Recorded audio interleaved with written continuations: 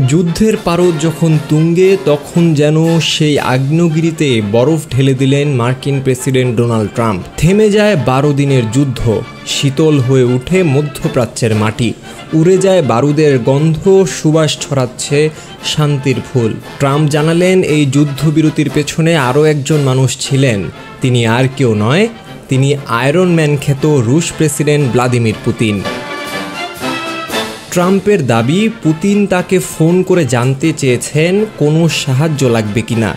এই তথ্য উঠে এসেছে সিএনএনের এক প্রতিবেদনে। এই কথোপকথনের সময়সীমা বা প্রসঙ্গ সম্পর্কে ট্রাম্প বিস্তারিত কিছু উল্লেখ করেননি।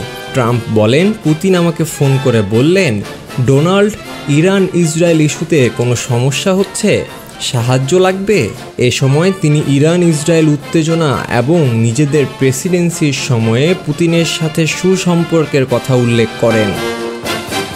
ঠিক কবে বা কী প্রেক্ষাপটে এমন কথোপকথন হয়েছে তা খোলাসা করেননি ট্রাম্প। এই দাবির সত্যতা নিশ্চিত করতে রাশিয়ার পক্ষ থেকে এখনও কোনো প্রতিক্রিয়া পাওয়া যায়নি।